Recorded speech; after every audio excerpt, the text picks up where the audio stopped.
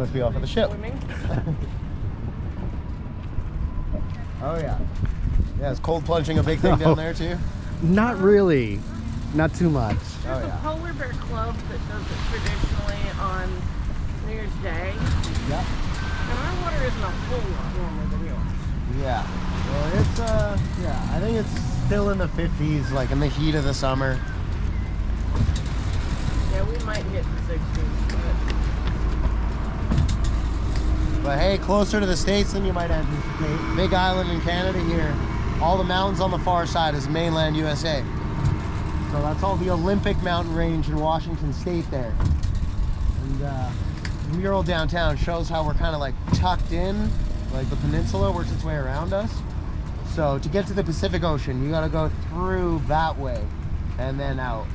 And then you hit open ocean. And to get to Seattle, you keep heading down the bay, turn the corner, good to go. We go a little bit farther. Vancouver's almost due north of us. Okay. And which way is Port Angeles? I have a friend who lives in Port Angeles. So you see that ferry boat right there? Okay. Nearest to us there? Uh-huh. That's the ferry that goes to and from Port Angeles. Okay, okay. So straight across the water, you can see it lit up at night from here. So not too far away from you, Lilith. Hi. Well, it's so funny because we're surrounded. You know, Port Angeles kind of on the point. There's places down south and a little bit to the east. I went up on a hill on the 4th of July here, whenever our lookout points, Mount Tomey, and I could see fireworks going off. Just about 270 degrees wow. in 3 different locations.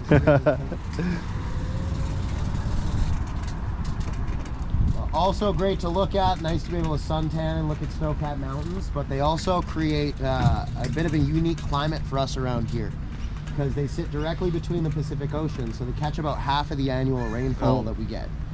So we're 60 miles from Vancouver in a straight line, 75 from Seattle, and yeah, they get both a little over 80 inches of rain a year, and we get just over 40.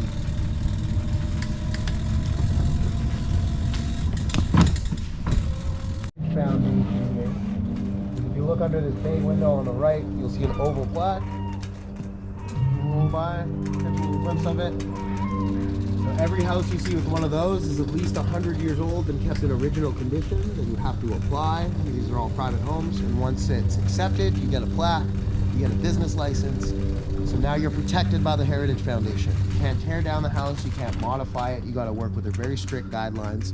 But you can write off all your renovations, you pay half of your property taxes, and there's grants available to help you maintain these old homes. Oh, cool. So you very much do have to play the game though, because otherwise, if you go work outside of the guidelines, they can fine you for painting your house the wrong color or putting in a skylight or something. And the heaviest fines handed out residentially are $100,000. So wow. You really got to cross your T's and dot your I's, but if you do it properly, it can be a very beneficial program. And now there's over 2,000 registered historic buildings here in Victoria. That's cool. But this one built in 1889. Any guesses in 1889 dollars how much it cost to build? No clue. Yeah, no, there's no frame of reference. Right? So the original plans submitted to the city were for $550.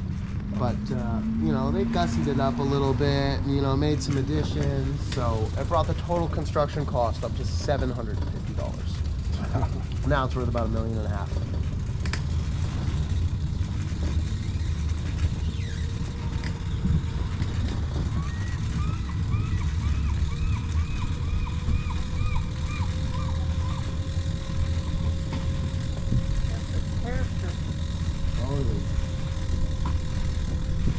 Really kind of funky too. Oh wow.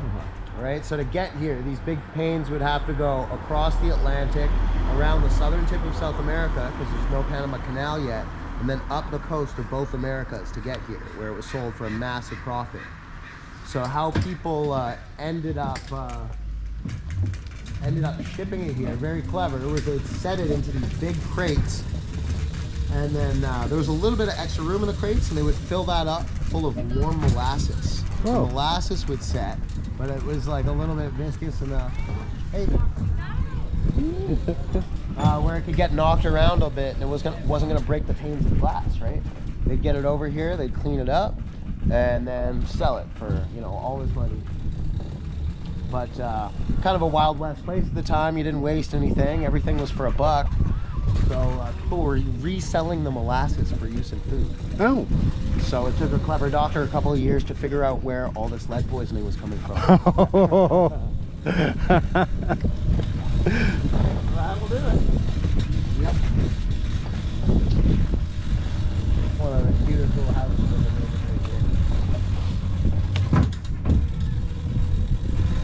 Oh, look at that one. Yeah.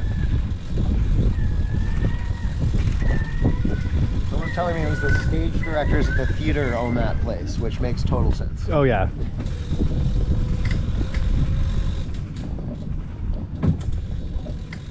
This is really cool. I like pointing this out too, because these two houses built right around the same time, but one of them joined the Heritage Foundation and one didn't, right? So these people had the option of doing modern siding, dual pane windows. There's a couple skylights on this side, like new front door, really nice, nice new soffits. This place, you know, you're stuck with a single panes. They're even really touchy about like modifying any of the chimneys at all. So people will you'll see gas or electric flues in a lot of these old character homes. So, you know, benefits and drawbacks, not for everybody. Once it's in, but it is optional up front, so not everybody wants it here. So. Looks like a lot of these have been converted to apartments. Yeah. Oh yeah, almost all of them, because like the real estate's so crazy, right? So like there is no unfinished basements out here. There are no abandoned homes.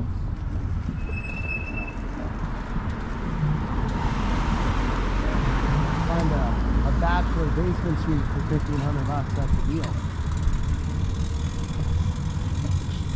We don't have basements where we are. Ah, fair enough. Well, I got a perfect example of this house when you turn the corner on the left, point it out. Okay, perfect. So this is a Chilean pine tree known as a monkey tree or a monkey puzzle tree. Basically because a British guy, naturalist Archibald Menzies, looked at it and said, well, how curious would it be for a monkey to climb that? Because not only the trunk, but also all the branches are covered in these razor sharp spines that'll cut you at just a couple pounds of pressure. There's one we can go touch in the park if you want to. But the reason that they're here is you see up at the end here, there's a big bulbous thing that's a seed pod. So when the tree gets to be over 20 years old, those will open up, they'll bloom, and a big nut comes out of them, probably between 1.5 inches, about 3 inches long. And where these trees are from, a delicacy. They'd serve them with desserts all the time, right? So the British who came here, you know, again, wanted to one-up each other, pick up the biggest tree you could possibly afford, stow it aboard. If you're comfortable, there's no pressure by any means at all. But if you want, I can take the coolest photo I can anywhere in the city in this garden over here. What do you think? Yeah. Yeah? You want to do it? Let's do it. Only take a minute. We can go check out the rose gardens if you want to, right around the corner. Let's go for it.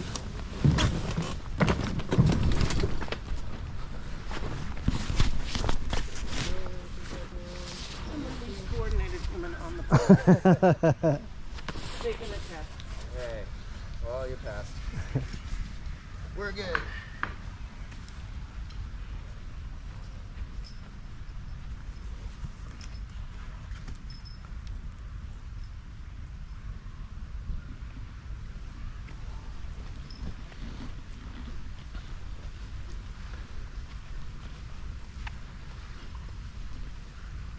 Virtual gardens will be a little bit busy. You get to yourself more size.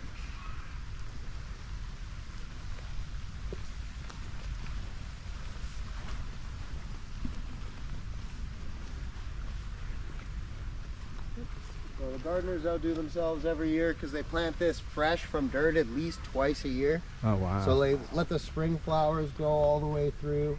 Then they pull it all up. All of this started a little bit smaller than this. They keep all the plants in a nursery that won't survive all winter on their own, including all these banana trees that you see all throughout here. But they do a good job of planting it and laying everything out because you come back by the end of August and most of this is grown up to about your shoulder height. Wow.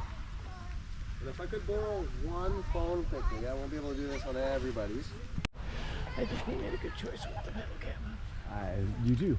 I was thinking it'd be slow enough for your GoPro as opposed to a car. Yeah, yeah. Get thee gone, bug. This is pretty. Man, I've always wanted to do something like these, so it's been a good choice. Count only the Sunday hours. There we go. There's a couple gooders in there. Awesome. Thank you. You're very welcome. And we can stay tight to the bike if you want. The Rose Garden's right around the corner this way if you want to check that out. We're going to Butchert later, Okay, so perfect. you will definitely get roses. Yeah, there'll be more roses. Peacock. Wild peacock. Oh, yeah. In the garden. Oh, isn't he pretty? Absolutely. Just about as his tail feathers lost. Yeah, Gallo loves their peacocks. There's at least 6 of them on the main campus of the winery. Kim is obsessed with peacocks, so I will have to send her that picture and send her the better one. My Yeah. sister. Oh, okay, good stuff. Yeah, we'll probably see a couple more up here. Yeah, she's obsessed. All right. Well, let's make a point of finding another. Well, she'll be happy with me. She'll get what we find. Exactly. Yeah, I mean, her whole house is decorated in peacock colors. Oh wow. Dedicated. It's really pretty. She has excellent taste, but there's no doubt that she is a peacock fan. Right.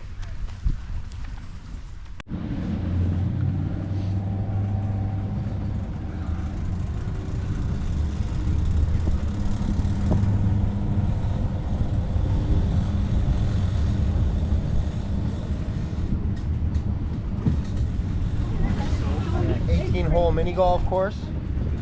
You know, we want those geese to feel at home, right?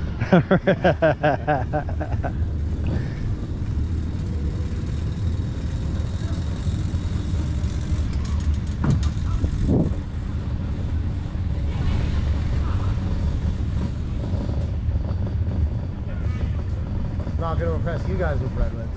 Is that a sequoia? Yep. Sure is. Biggest baby in the park. This one's about 120. All right, we want to check out the meadow and the big totem pole, or right to the city? Totem. Okay. Kind of figured she's gonna go that route. Well, it's up to you guys. Yeah, no. All good. I've been doing more choose your own adventure lately. This is a little bit more fun. Children too. Yeah. Well, they're all lined up too because The goats. The running of the goats. You knew? A friend of mine from work told me, she's like, "Oh, you're gonna be there for the running of the goats." I go, "Yeah, but I'm probably not gonna make it for it." There's a llama. There's a llama. There's the goat. Yeah, the peacocks, they sleep up in the trees above the petting zoo. They get bothered the least there.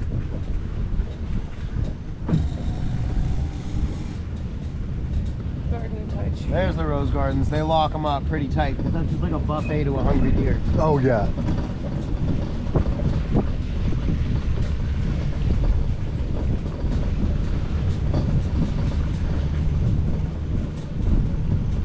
Alright, so when the first settlers got here from Europe, the 6 square miles that we know of as Greater Victoria looked a lot like this. So these meadows, and then just these oak trees here. It's kind of curious because most everywhere else around here looked a lot more like that dark patch we rode under, the natural botanical section.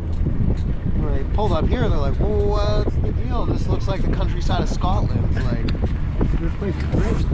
But they had no idea then that it wasn't a natural phenomenon, and this was native farming grounds. Oh, So okay. they burn off all the low-lying rough like you see in the background in the fall, and it would fertilize the ground and allow these meadows to grow in. And in the spring, it's full of these purple flowers called camas. So it's a root vegetable, partway sort of between a potato and an onion. It's really starchy. The natives around here would make like meals and breads and things out of it. But because of the climate, you know, this was the perfect place to do it. So for for a couple hundred miles, like this is the biggest camas farming area around. And tribes would paddle across from the Washington state side to come here and harvest for the year. But, you know. Hideout around here? Yeah, there's the Haida people, the Kungan people, the Spanish nation. Yeah, a bunch of different. Hey, there's a clipper coming from Seattle. That's a passenger ferry that goes straight to and from Seattle there. Can't drive your car on that one, but it's got a bar on board. Hey. Yeah, that's probably the one we were going to take back in 2019 when we had originally planned to visit Alaska. Okay. And got canceled due to COVID, of course. Light 4x4 in here, so I can spin you around and show off this guy. Because that's the world's tallest nice. freestanding totem pole. There are taller poles in the world, but they're made of more than one piece of wood, connected in the middle with a collar, supported by guide wires. This one's 127 feet and 7 inches tall, made out of a single western red cedar tree, felled about 80 miles from here, outside of a town called Souk. So, kind of historically significant first pole to go up after a near 75-year ban on totem pole carving. It's part of the reason, you know, Emily Carr had a hard time getting rid of some of her paintings. She liked painting the longhouses and the totem poles, but all that stuff was banned by the British at the time, right? So it was after World War II they realized, like, oh, we just sent a bunch of native people overseas to go fight for human rights, and we're not being too good over here. So they took a hard look at the laws and repealed what was called the Indian Act, and then set out on the journey to find someone willing to work with them after carving totem poles in secret for 3 generations. Wow. So they came up with you know, a very handsome agreement which allowed Richard Hunt to bring his son Henry and another guy, Mungo Martin, old pole carver, and they took on a team of apprentice carvers and worked together on this thing for 6 months full time. So carved it all the way around, painted in full color all the way to the top. So really sweet to have around. It's dry rotting now, so they're not going to do any more restoration. They usually don't, but because of the historical significance, they took it down and restored it once, painted it, I think 3 more times on top of that. But no more restoration. When it comes down, it comes down. Wow. But my favorite part about this thing is every once in a while the bald eagles will come in and hunt from the very top of it because they can see the whole field here and all the way down into the water too. So How tall is it, you know? 127 feet and 7 inches. Wow. Single tree. Even all like the beaks and everything coming out are all just branches that they work with.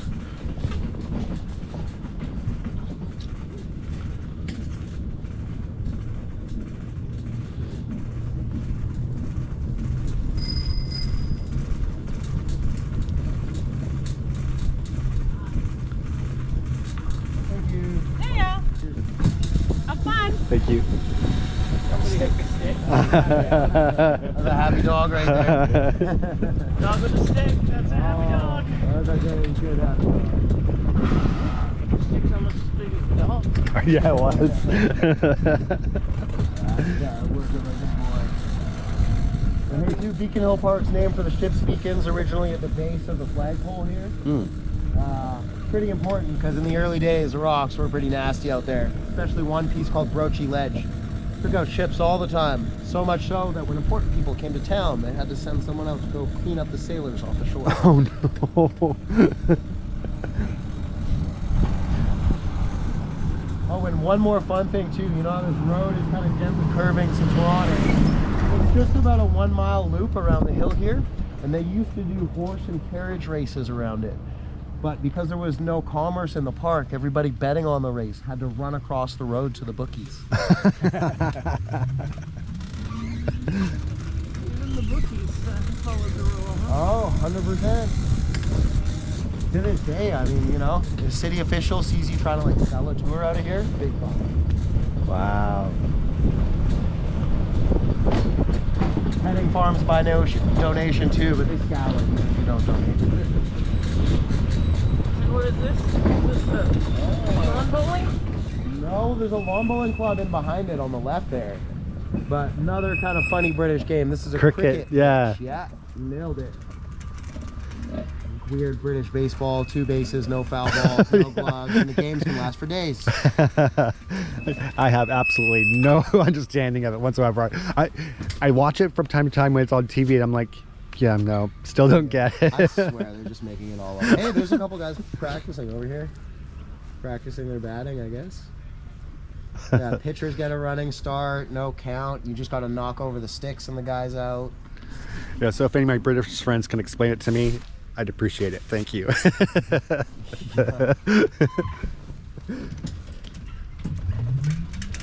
People get very into cricket too. Yes, they do. Oh, British, they got all over the place. Huge in the Caribbean. Yeah.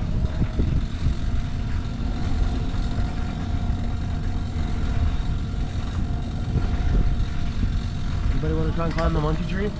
Oh no, no. I wouldn't let you. Yeah. I don't prefer. care how good your healthcare is. Nope. Nope. Oh, what was I saying about weddings in the park? Yeah.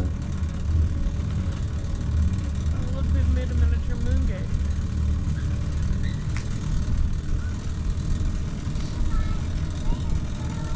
Big tradition in Bermuda, but it looks like they've made it. Oh, it's more one.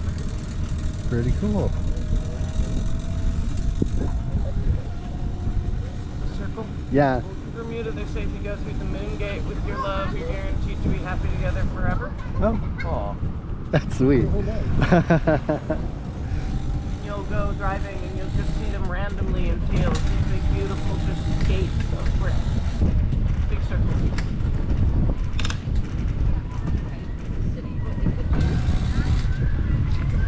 Oh, there's a little husky coming up.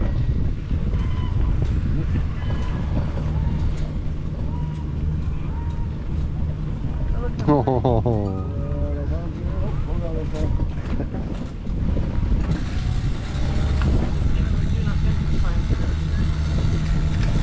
Oh yeah, well we're luxurious on this thing. We're a bike when we want to be, we're a car when we want to be, we're a pub when we want to be.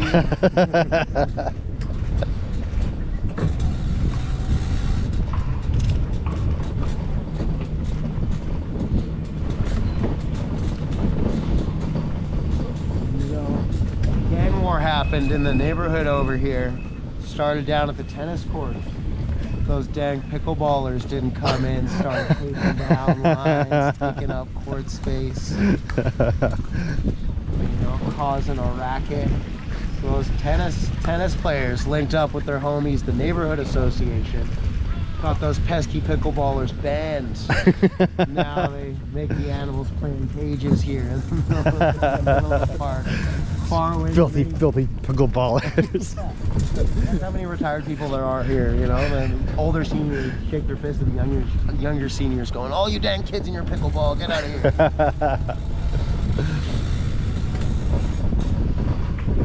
I don't know if it's still true, but they used to call Victoria the city of the newlyweds and the nearly deads. Absolutely.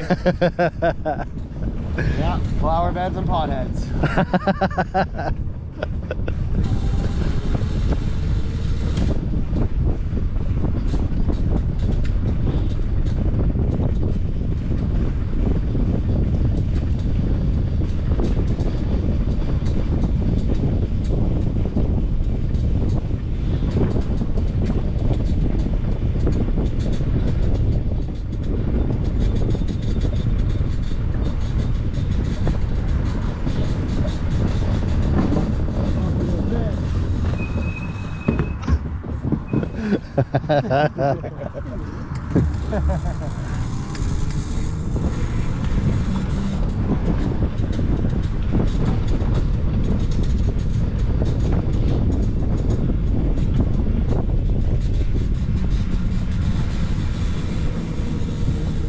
All right, look at the size of this hedge. Turns Oh, the corner, wow. keeps going. Damn. Wow. I saw them out here trimming it one time. 3-man crew. They had a 45-foot boom lift, and they were here for almost a week. Wow. Here, watch your head here. Is that like a private property, or is that part of a hotel, or is it part of the park? Well, I guess it's kind of public now. It all belongs to this St. Anne's Academy here. So back in the day, it used to be private. It was the first Catholic school and convent in town. Now it's government offices, except for the chapel. And we have some pretty good 4x4ing here in town too, so it'd be rude if we didn't do just a little bit for you. I'd recommend you keep your hands inside the bike for the next little time.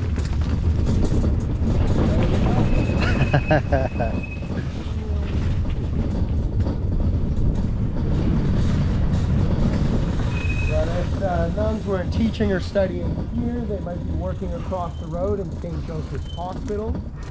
or maybe just, you know, leisurely picking a few of the apples here in the orchard. Smell those apples. The original St. Anne's Academy was a little bit down the way. It got picked up and moved here because of development. That was a waste of time because that building burnt down. This is the replacement.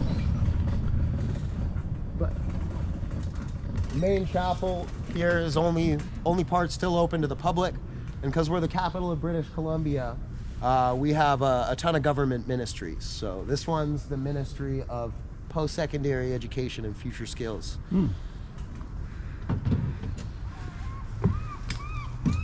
Sometimes I tell people the Ministry of Magic, but I won't. Shh, you guys didn't hear that. This is where the Canadian school is. Every once in a while, I'll just throw those ridiculous ones in and straight face it and see if anybody bites. There's a blue squirrel going up the tree. Wow.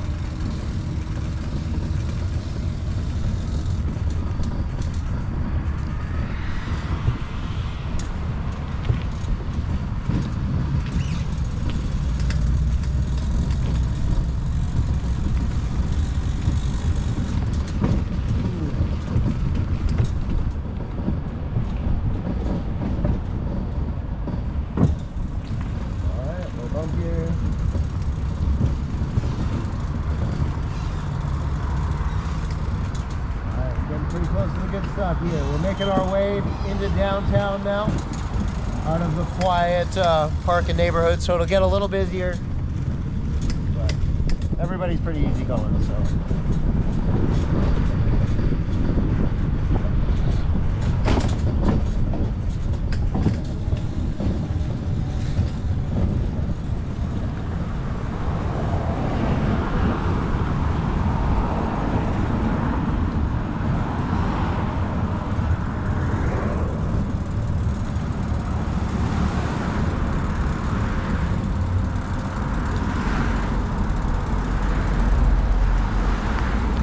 This is one of the earlier churches here in town. It was one of the clergymen of the original church inside the fort, split off and did his own here, the Church of Our Lord. But keep this place in the back of your mind, because we're going to go a couple blocks down this way. This is a very important landmark for how things used to look around here.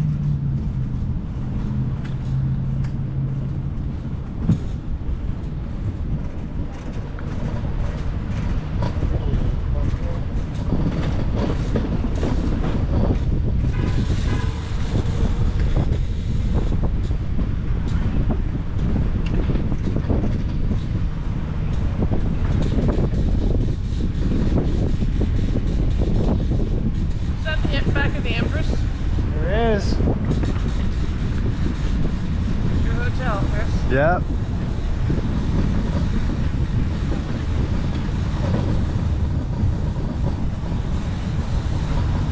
Is this the place you said had the good poutine? Is that the place you said had the good poutine? Oh, not here. I mean, like, my favorite place to go for poutine is Peacock. Peacock Billiards.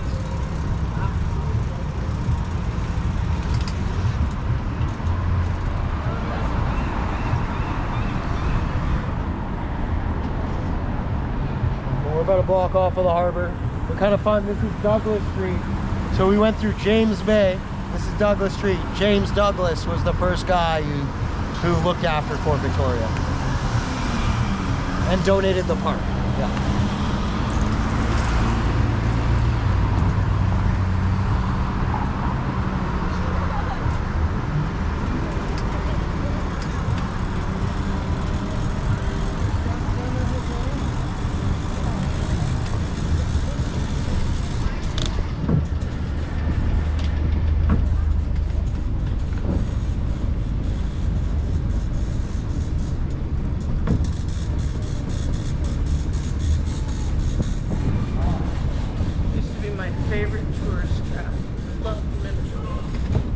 Miniature World? Yeah, it was pretty cool. And when I was a little kid, I thought it was the coolest thing ever. And it was, somehow. You know, It's so touristy and cheesy, but I just loved it. It's so funny, and all the time, like, I think that's the thing that's probably stayed, like, the most consistent, you know? Done a bunch of renovating here at the Empress, like, Undersea Gardens is gone, they got rid of the Wax Museum. Hey, 2 live whales.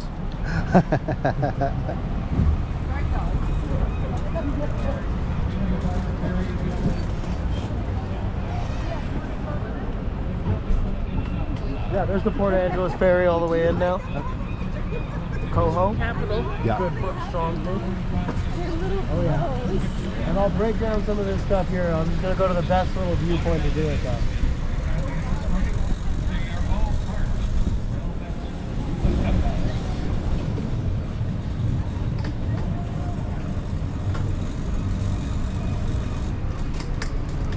Here, go for it, guys.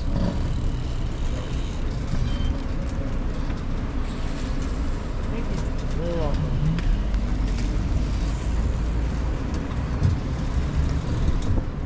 Gonna bump here.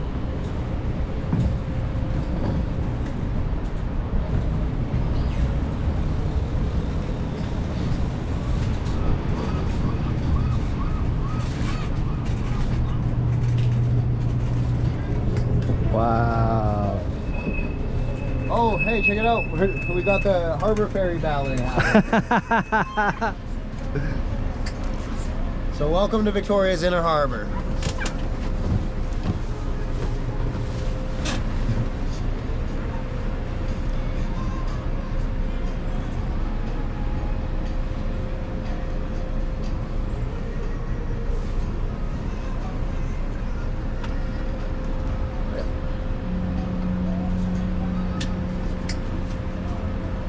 So pretty crazy story about the guy who designed and built these 2 buildings here.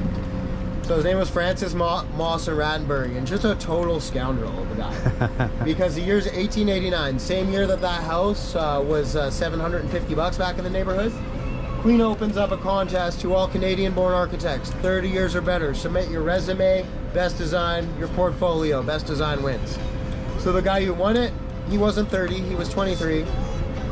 He submitted his uncle's architecture portfolio where he was an understudy, made up his resume, and he was Scottish on top of all this.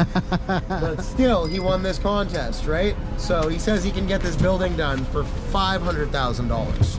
House $750. This place, $500 grand. They say, okay, cool, 5 years, get it done. Scheduled completion date, only the facade of the building is finished. So very cleverly, this guy has the Queen sent a postcard of what she believes to be her finished building, because she's halfway around the world, whatever. It was supposed to be done for one of her jubilees, one of many gifts. And that keeps her out of his hair to raise the extra $380,000 he eventually spent on the building. So spent $880 in total, took him an extra 3 years doing it, nearly bankrupt the city in the meantime. But then, you know, now back home, the Queen starts getting murmurs like, oh yeah, it's a nice new government building that just got done. Oh yeah, that building that just got finished last month, isn't that spectacular? She's like, yeah, isn't it? Send someone to investigate. Sure enough, it comes out in the wash who this guy is, the whole fiasco, the whole situation. But she also gets photographs and details of the building. I do love it. What do I do here? I don't, Thinks long and hard, and as a result, over here, Mr. Rattenbury's nabbed in the streets and said, we have a message from the Queen for you. You're gonna come with us. And he's like, uh-oh, that's it for me. Sat down, left to squirm for a little bit before being informed that not only are you not in trouble, but here's what's gonna happen. Is you've been given an unlimited budget and an open time frame for your follow-up project. Build a hotel fit for royalty to stay as near as you can to this masterpiece. And because of how you operate, yeah, we're not hampering you with a time frame or a budget. Get to work. So this guy's like, whoa. Should be stoked to have his head, went straight to his head, because this guy gets out, was walking along the bridge that once connected these 2 intersections here. He looked into the middle of the bay that extended back about a quarter mile from where he was standing. He's like, well, I just duped the Queen, spent too much of her money, took my time doing it, and now I get an unlimited budget out of the deal? How do I outdo myself? I'm building my hotel right here. And he pointed into the middle of the bay. The end of the bay used to be at that yellow church. At high tide, you could row your boat to the back of it, walk up the steps, and you would be inside. Right? So this guy got to work pile driving over 3,000 100+ foot tall Douglas fir trees into this bay. they built this stone wall as a retaining wall against the bridge and pumped all the water out, filled all the land up full of dredgings from the bay, which used to be a shallow estuary, as well as quarries from up north on the island. Where you're going, Butchart Gardens converted quarry, right? So pretty insane. 10 years to get it all done, but you know, he pulled it off somehow. Pretty insane. It was sinking for a good while because of how it was built. You know, wooden pilings which break down on top of mud which shifts, right? So you'll notice the front windows, there's front windows in behind the patio there, partway underground. So they pump tons of concrete underneath it now so that it won't sink any further. It's no longer sinking. That's good. That's very good. Yeah. Pretty insane vision of a man who totally just like lied and cheated his way into all this. And like, you know, besides the fact, I don't know if the Queen ever found out that a lot of the material supposed to end up in here somehow ended up in this guy's own private waterfront home down the way. So he had floor to ceiling marble in his kitchens and bathrooms. Yeah, it's a private school now. Pretty wild. Well, yeah, I just want to check in with you guys. We're just like a little bit over an hour, but we could call it an hour. There's more in the city I could show you.